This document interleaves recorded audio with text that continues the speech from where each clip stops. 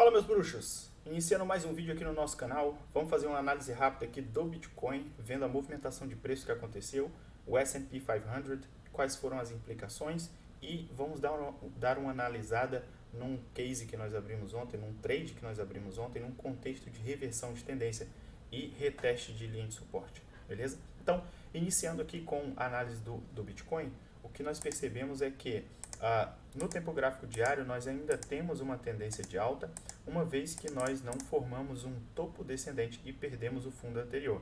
Esse pivô de baixa aqui seria a caracterização de uma inversão de tendência no tempo gráfico diário.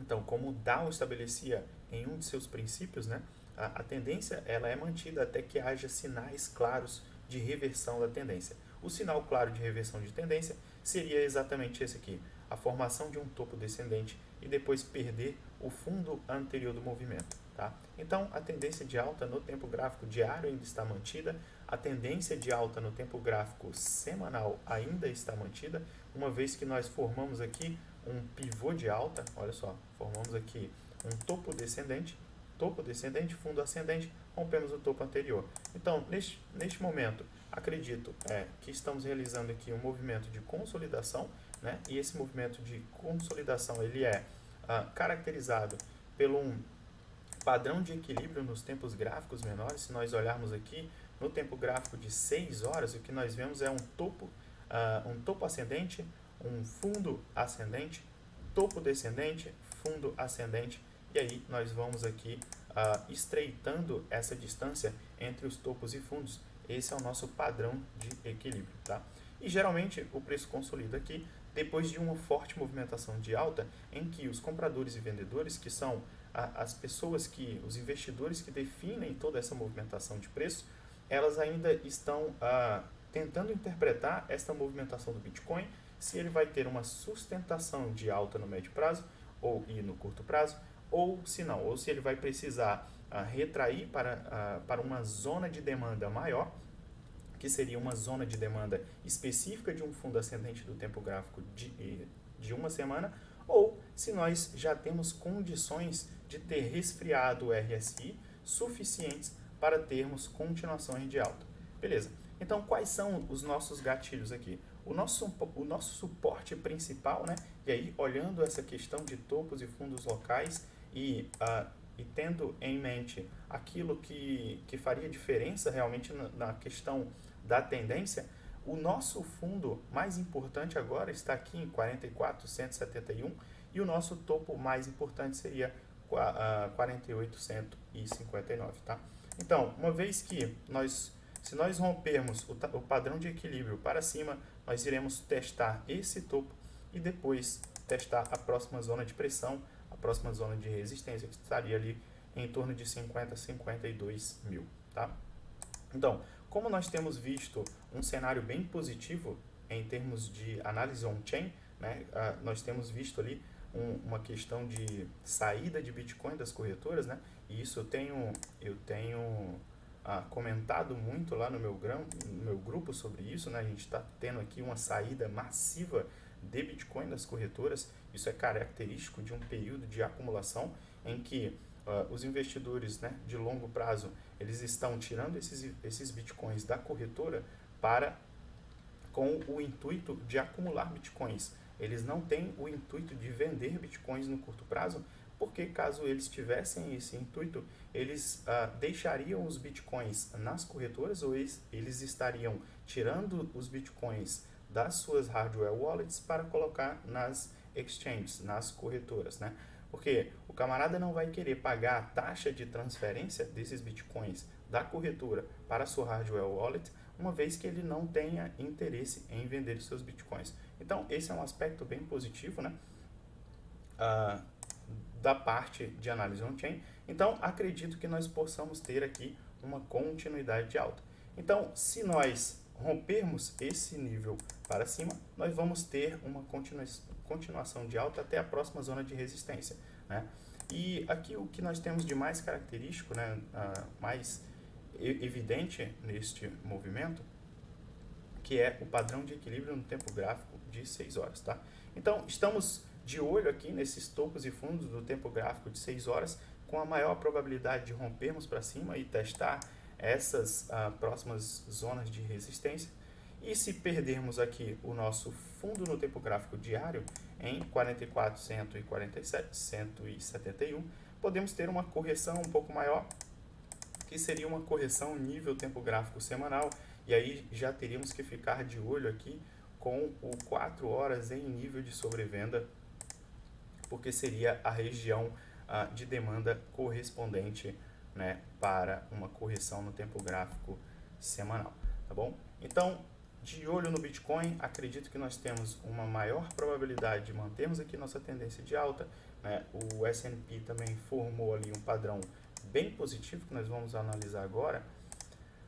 O S&P, qual foi a movimentação mais importante aqui? No S&P nós tivemos um pivô de baixa no tempo gráfico de 4 horas, né? Olha só, aqui nós tivemos a perda do último fundo aqui no tempo gráfico de 4 horas, evidenciando aqui um pivô de baixa. E após esse pivô de baixa, nós tivemos uma correção no tempo gráfico diário, né? Então, o setup do nosso tempo gráfico diário, ele fala que o 1 hora é o tempo gráfico que define a zona de demanda, né? Então, o nosso setup aqui de operação seria uma região de sobrevenda do tempo gráfico de 1 hora, depois uma divergência altista, né, que é caracterizada aqui por fundos descendentes no preço e fundos ascendentes no RSI, e depois o rompimento de uma figura de inversão de tendência, que neste caso seria um ombro, cabeção, ombro invertido. Então, aqui nós podemos ver que tivemos aqui a confirmação do volume de compra no ato aqui do rompimento da estrutura de inversão de tendência, né? Então, muito positiva essa movimentação do S&P, e olhando pelo tempo gráfico de 4 horas, o que a gente percebe é que nós já formamos um pivô de alta também, né? Aqui formando um fundo ascendente e depois rompendo o topo anterior. E aí este pivô de alta, dentro da fractalidade dos tempos gráficos, um pivô de alta no tempo gráfico de 4 horas define o fundo do tempo gráfico diário. Então, nesta situação, nós já temos um fundo provisório definido aqui no tempo gráfico diário. Como a gente formou esse fundo em confluência, né, com as médias de 12 e 26 períodos e com o topo anterior do tempo gráfico diário, isso é um movimento bem saudável, e amanhã a gente pode ter uma continuidade de alta aqui.